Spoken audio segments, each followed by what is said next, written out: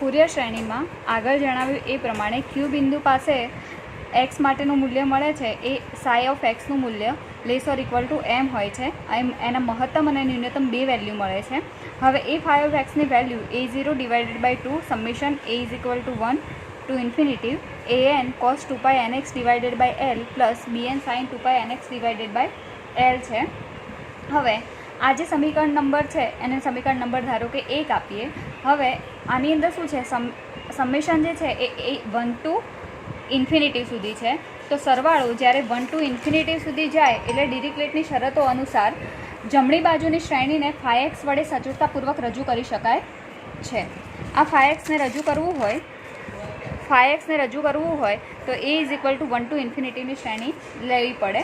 હવે ફાઈ એક્સનો આવર્ત phi x જે છે એનો જેટલો આવર્ત છે એટલા જ આવર્તવાળા સાઇન અને કોસાઇનના વિધેયો પણ છે. અહીંયા જોયું એ પ્રમાણે આ ફાઈ એક્સ છે એનો જેટલો આવર્ત છે એટલા જ વિધેયોવાળો સાઇન અને કોસાઇન બંનેના પણ આવર્તો છે. હવે શ્રેણીનું પ્રથમ પદ અહીંયા શું લખેલું છે, a0 ડિવાઇડેડ બાય 2 લખેલું છે. શ્રેણીનું પ્રથમ પદ એ છે. અહીંયા ભાગાકારમાં 2 ના લખો તો પણ ચાલે, પરંતુ સમિત દેખાય એ માટે અહીંયા હંમેશા 2 લખવું જરૂરી છે. હવે સમીકરણની અંદર જમણી બાજુની જે શ્રેણી છે એ ગણવા માટે an અને bn, a0 an અને bn એ ત્રણ શું છે, અચળાંકો છે અને એ જાણવા જરૂરી છે. તો એ જાણવા હોય તો કઈ રીતે જાણી શકાય, તો એના માટે સંકલનનો ઉપયોગ કરવામાં આવે છે. અને એ સંકલન તમારે યાદ રાખવાના છે જે 12મા ધોરણમાં તમારે આવતા હતા. એની લિમિટ છે -l/2 થી +l/2 cos 2pi mx divided by 2 into sine 2pi nx divided by l. અહીંયા પણ l ઇઝ ઇક્વલ ટુ કેટલું થઈ જશે, 0. તો આ એક નંબરનું સંકલન યાદ રાખવાનું. એવી રીતે બીજા નંબરનું સંકલન છે 2/l -l/2 to +l/2 cos 2pi mx divided by l into cos 2pi nx divided by l is equal to કેટલું થશે, કોસ માટેનું સૂત્ર લઈ લીધું એવું ને એવું શેના માટેનું સૂત્ર થશે, sine 2pi mx divided by l into sine 2pi nx divided by l is equal to કેટલું થશે, 1. અને એ 1 છે એને શું કહેવામાં આવે છે, ડેલ્ટા mn. ડેલ્ટા mn શું છે, અહીંયા તમારું ક્રોનેકર ડેલ્ટા. તો સંકલન માટેના 2 સૂત્રો યાદ રાખવાના, cos into sine is equal to 0, cos into cos is equal to 1, sine into sine is equal to 1. પણ એના અંદર લિમિટ કેટલી લાગશે, -l/2 ટુ +l/2 તમારી લિમિટ લાગશે. હવે આ જે ડેલ્ટા mn જે છે એને ક્રોનેકર ડેલ્ટા mn કહેવામાં આવે છે. એના માટેની 2 શરતો છે. જો ડેલ્ટા mn બરાબર 1 હોય તો m ઇક્વલ ટુ કેટલું લેવાનું, m is equal to n આપેલું હોય કોઈ પણ શરતની અંદર. અહીંયા m છે, અહીંયા n છે, અહીંયા m છે, અહીંયા n છે.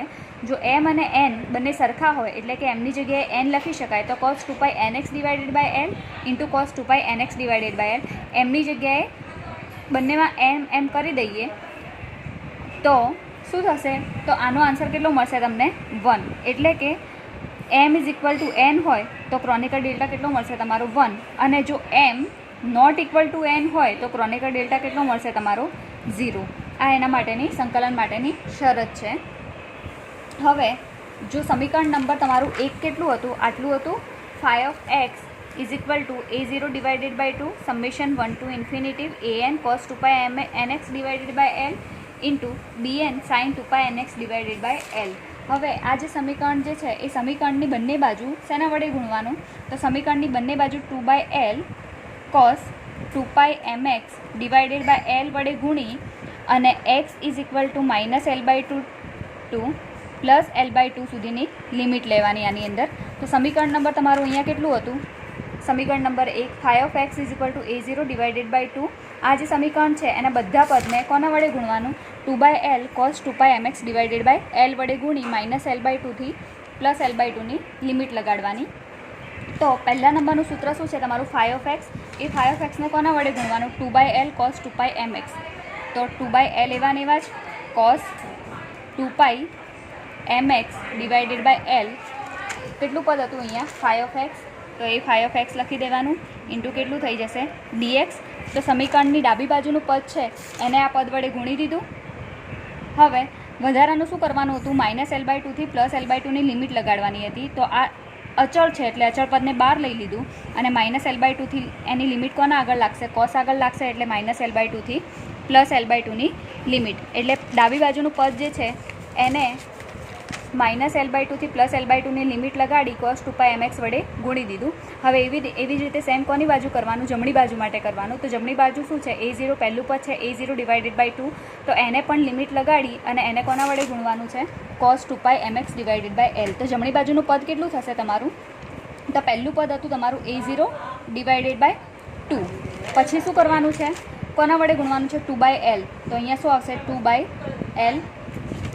પછી a0 / 2 એ તો આવી ગયું, પણ કોના વડે ગુણવાનું હતું, 2/l વડે ગુણવાનું હતું. વધારાનું કઈ પદ મૂકવાનું હતું, cos 2π mx / l અને -l/2 થી +l/2ની લિમિટ લેવાની હતી. તો ઇન્ટિગ્રેશનમાં -l/2 થી +l/2 વધ્યું કેટલું પદ, cos 2π mx / l ઇન્ટુ શું થઈ જશે અહીંયા dx. તો આ પહેલું પદ ગુણાઈ ગયું એના વડે, પહેલું પદ આવી ગયું, વધ્યું કેટલું પદ, આટલું પદ. હવે આટલા પદની અંદરથી શું કરવાનું છે, પહેલાં આટલા પદની અંદર કેટલા પદો છે, 2 પદો છે ટોટલ. એક આ પદ છે અને એક આ પદ છે. તો પહેલું આ જે પદ છે એને -l/2 થી +l/2ની લિમિટ લેવાની અને cos 2π mx / l વડે ગુણવાનું. તો પહેલું પદને ગુણશો તો તમારો સરવાળો કેટલો થશે, ઇઝ ઇક્વલ ટુ, પછી અહીંયા શું છે, વચ્ચે નિશાની કઈ છે તમારી, પ્લસવાળી છે. હવે સમેશન તો એવું ને એવું જ રહેશે. અહીંયા ગુણવાનું હતું કોના વડે, 2/l cos 2π mx / l. આના વડે ગુણવાનું હતું. તો cos 2π આના વડે ગુણવાનું હતું. લિમિટ કેટલી લઈ લીધી તમે, -l/2 થી +l/2ની લિમિટ લઈ લીધી અને આના વડે ગુણવાનું હતું. આ આખું પદ આવી ગયું. હવે શું છે અહીંયા તમારું વધ્યું કેટલું, અહીંયા સમેશન છે. તો સમેશન અહીંયા કેટલું હતું, -1 થી ઇન્ફિનિટી હતું. તો સમેશન a = 1 to ∞. આ જે સમેશન હતું એ તમે લઈ લીધું. પછી વધ્યું કેટલું પદ અહીંયા, an cos 2π nx / l. તો અહીંયા શું લખી દેવાનું, an cos 2π nx / l. આ થઈ ગયું. આ બંને cos વાળા પદ જોડે આવી જાય એ પછી લઈશું આપણે. એના પછી કેટલું પદ વધ્યું અહીંયા તમારું, bn વાળું આ પદ છે એના આગળ પણ સમેશન લાગશે. આ પદને પણ કોના વડે ગુણવાનું, 2/l cos 2π mx / l. તો પ્લસ કરી અને જે બીજા નંબરનું પદ છે એને કોના વડે ગુણવાનું, આના વડે 2/l ઇન્ટિગ્રેશન લગાડવાનું -l/2 થી +l/2. આ પદ કેટલું હતું તમારું, cos 2π mx. તો અહીંયા શું લખી દેવાનું, cos 2π mx / l into dx. હવે આગળ પદ કેટલું હતું તમારું, bn હતું. એ bn અહીંયા લખી શકાય આગળની સાઈડ ગુણાકારમાં. અને વધ્યું કેટલું પદ, sin 2π nx / l રહ્યું. તો એ શું થઈ જશે અહીંયા, sin 2π nx / l into dx. આટલું પદ થઈ ગયું. અને અહીંયા સમેશન લગાવવાનું રહી જતું હતું 1 to ∞નું. તો એ સમેશન ક્યાં લાગશે, અહીંયા લગાડી શકાય. Summation a = 1 to ∞. તો આ પદ જે છે તમારું આખું સમીકરણ નંબર 1 એને કોના વડે ગુણી લીધું, 2/l cos 2π mx / l. એની આગળ -l/2 થી +l/2ની લિમિટ લગાવીને લખી દીધું. તો આ પદ આખું તમારું કેવી રીતે થશે જોવા જઈશું તો એ પદ થશે તમારું 2/l -l/2 થી +l/2 phi of x cos 2π mx / l into dx.